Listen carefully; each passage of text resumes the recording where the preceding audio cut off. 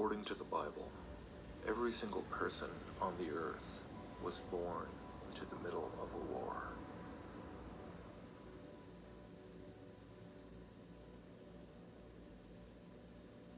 This war is one that cannot typically be seen with the naked eye. Its existence is not broadcast on the evening news. Its reality is not even realized by the vast majority of the population. Yet this war has raged on since the very beginning.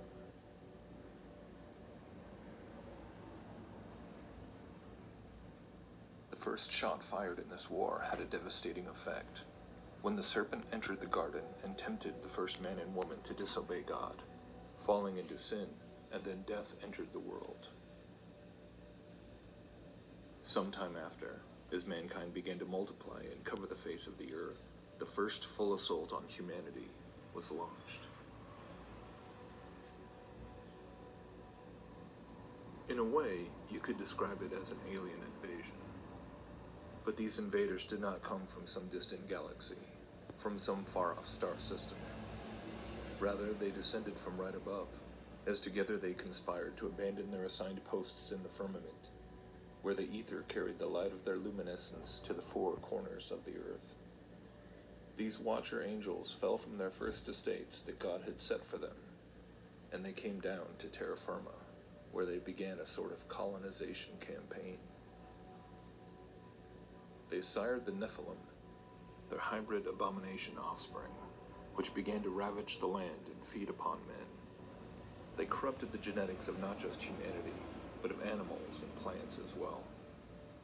Using the knowledge they had been given by God to perform their original tasks in the heavens, they proceeded to teach mankind all sorts of forbidden things, in order to civilize them, to equip them in the building of cities, vast kingdoms, where these fallen angelic beings could rule as gods.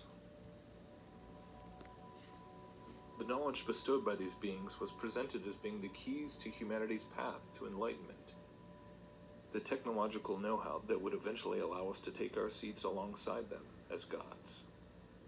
But of course, this was all a lie. This forbidden knowledge brought nothing but destruction, perversion, wickedness, and death.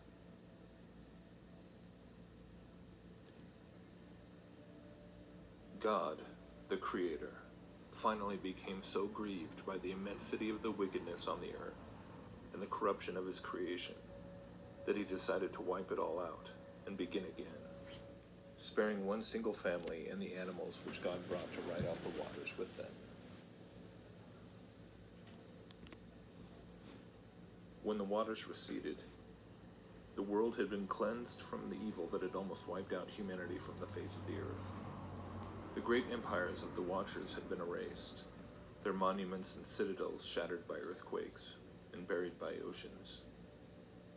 The angels who had conspired together against God were buried deep in the bowels of the earth, held there in the deepest darkness until the time of the final judgment of all things.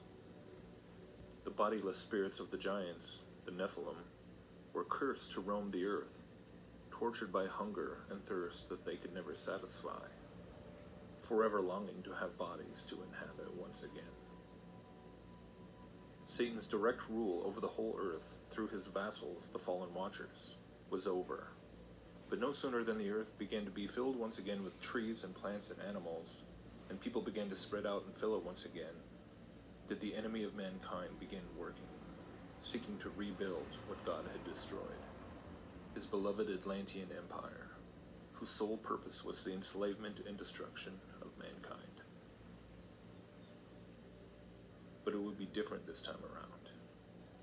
No longer did the Fallen One have the ability to send his rebellious emissaries to the earth, to take wives and build cities and palaces where such self-declared deities could sit and rule directly over their subjects.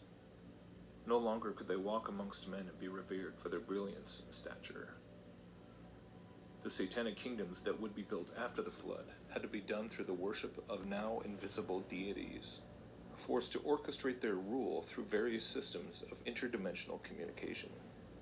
Since God had now bound them behind a spiritual veil, once again a spectrum of forbidden knowledge was disseminated amongst these newly reborn civilizations, in order to facilitate the connection between these civilizations and their demonic benefactors.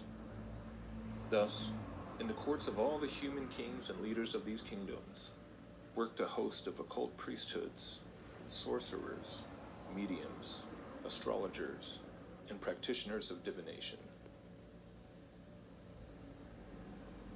The subjects of these pagan kingdoms would demonstrate their fealty to their false, fallen, invisible gods by sacrificing to idols, building them temples, having orgies and revelries in Bacchanaliae.